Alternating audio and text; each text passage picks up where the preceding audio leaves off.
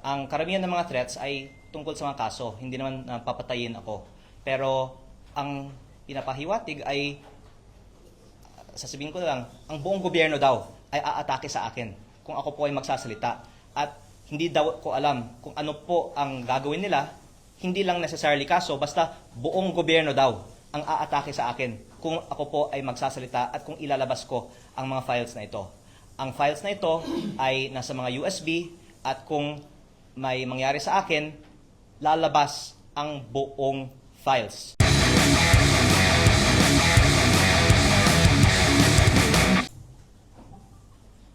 So that applies not just to the constitutional provision but also to the anti-graft. Yes, wala pong paglabag at hindi lang po ako bukas dito. Gusto kong talakayin ito sa Kongreso. Pero Kong, doesn't this sort of impair your position a bit? Kasi you didn't divest from SBEHI, but you're also on the crusade where you Okay. call out people who have conflicts of interest in construction companies.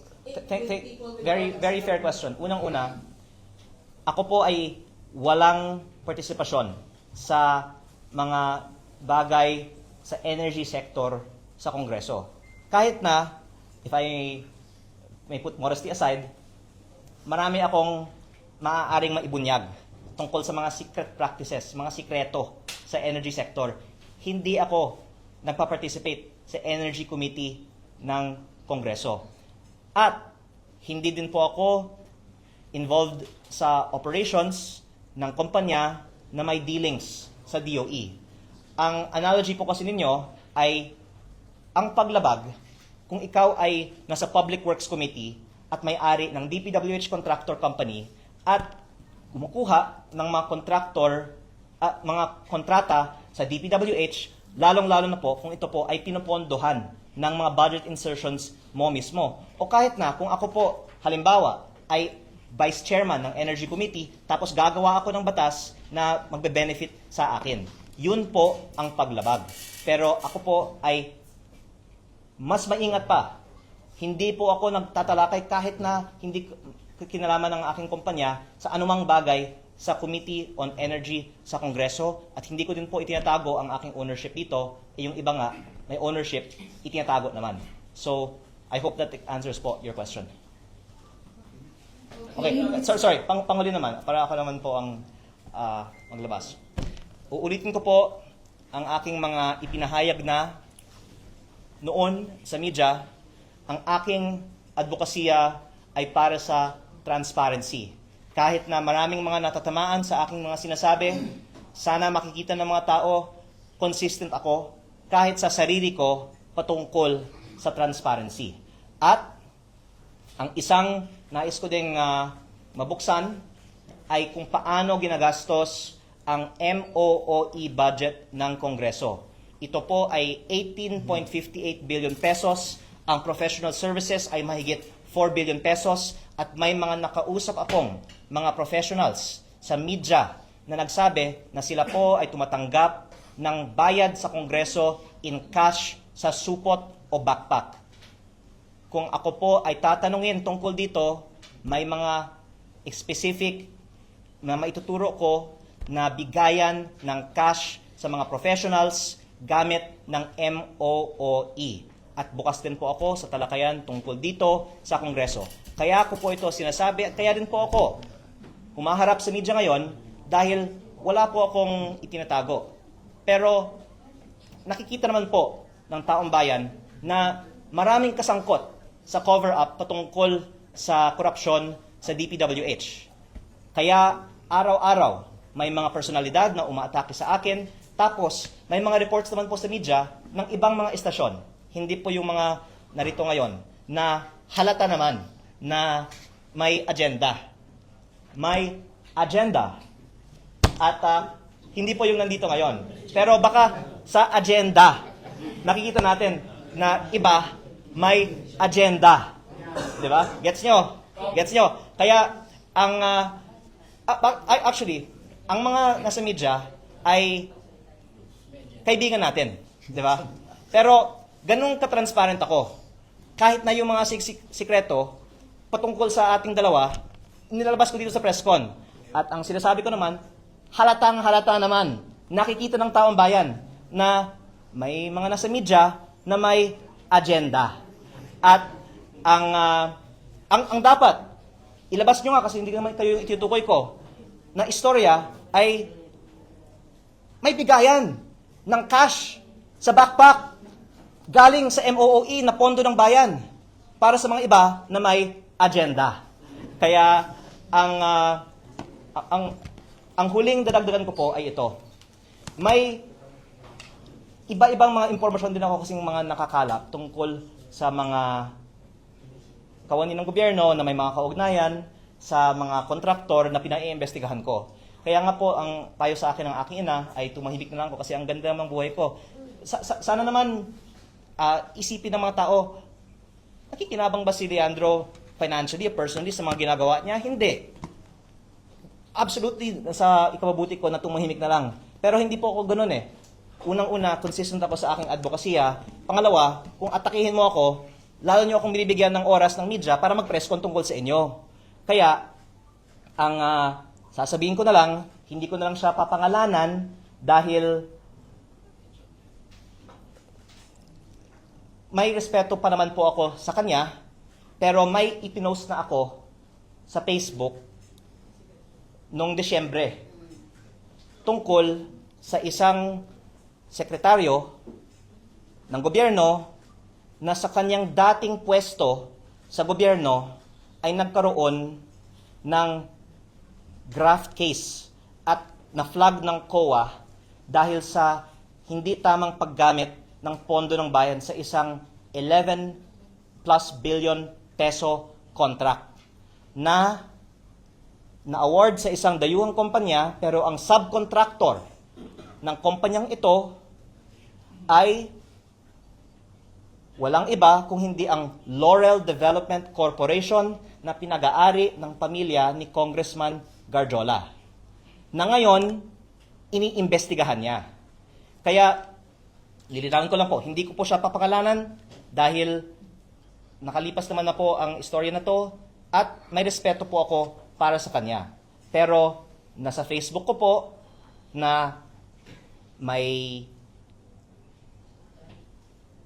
COA audit flag at graft case tungkol dito sa kontrata na ibinigay sa isang dayuhang kumpanya. Ang subcon ay Laurel Development na pinag-aari ng pamilya ni Congressman Garjola para sa flood control river park ng 11 plus billion peso contract na ito. Bakit ko itong sinasabi? Dahil, alam nyo, may mga nagbubulong-bulungan sa akin. Sino yung gumagalaw, ganito. Yung mga malapit kay Congressman Garjola ay kabilang sa mga gumagalaw. Kaya, nais ko din pong iparating ito sa administrasyon. Hindi ko po kaaway ang administrasyon. Pero dahil inaatake ako ng iilang mga kawani ng gobyerno, napipilitan akong sumagot at maglabas din ng mga impormasyon tulad nito. Pero dahil in the last few days naman, hindi naman po ako masyadong inatake ng individual na to, hindi ko siya pinapangalanan ngayon. Pero may resibo naman po tayo tungkol sa kaugnayan ng mga kawani ng gobyerno kay Congressman Garjola na sila po ay ngayon bubulong-bulungan sa mga miyembro ng media na may agenda na maglabas ng impormasyon na halatang hindi totoo tungkol sa akin. Kayo po ay taga Batangas. Ayoko na po kayong paluhain o paiyakin dahil may mga bashers and mga supporters po buong Pilipinas sa inyo. Ang example po ng inyong pinaglalaban ay way back history ni Diamond Malbang na bayani ng Batangas. Sinabi niyo po kanina, by the way, I'm Darcy de Galicia, rapper po, stringer ng Southern Tagalog. Sinabi niyo po kanina na kapag kayo pinatay, lalabas yung mga files na nakatago sa inyo. Paano po kung hindi kayo patayin? And i-wrap up na lang po para mabilis. At pangalawa, ilang death threats po ang natatanggap ninyo sa araw-araw? Pangatlo, magbigay ka nga po kayo ng isang death rate na tinatanggap nyo. Example. And pang-apat, kung hindi nyo po medyo ayaw saktan si Yusek Claire Castro, bakit po 110 million, hindi 500 million or 1 billion? Thank you. Okay. Maaaring last question na to. Opo. I don't receive most of the threats directly. Nabanggit ko naman na po noon na yung nanay ko yung kinakausap dahil kung tatawagin nila ako, papangalanan ko sila. At ang karamihan ng mga threats ay tungkol sa mga kaso, hindi naman papatayin ako. Pero ang pinapahiwatig ay, sasabihin ko lang, ang buong gobyerno daw ay aatake sa akin kung ako po ay magsasalita. At hindi daw ko alam kung ano po ang gagawin nila, hindi lang necessarily kaso, basta buong gobyerno daw ang aatake sa akin kung ako po ay magsasalita at kung ilalabas ko ang mga files na ito. Ang files na ito ay nasa mga USB at kung may mangyari sa akin, lalabas ang buong files. At ako po ay tulad po ng nabanggit ninyo, tayo po ay nasa Batangas ngayon. At ito po ang probinsya ng mga magigiting at mga matatapang. At lalo tayong lalaban para sa transparency pag pinapatahimik po tayo. Pero ginagalang ko din po ang payo ni Senator Ping Lacson na siya naman po ay Caviteño at matatapang din po ang maraming mga Caviteño at dapat po wag bara-bara. Kaya hahayaan ko po sa Blue Ribbon Committee hearing na pinamumunuan ni Senator Ping Lacson na talakayin ang mga bagay na ito. Kaya wag pong mag-alala ang mga may masamang balak po sa akin. Hindi ko biglang ilalabas ang ayaw niyong ilabas ko.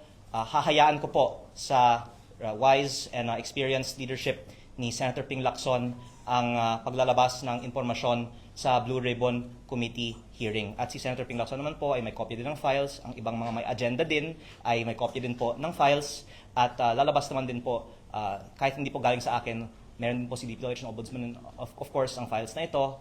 At yun po ang importante sa publiko. Pero lastly, just to bring back to the main purpose of our press con today, final note.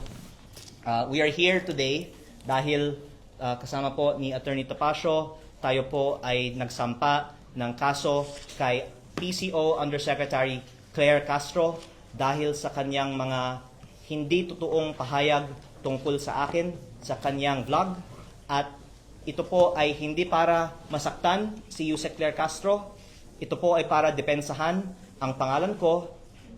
Pwede namin sanang kasuhan si Yusek Claire Castro ng kriminal, pero ako po ay may awa naman at hindi natin pa siya kinakasuhan ng kriminal. Hindi natin gustong makulong siya pa. Pero ang isang layunin natin ay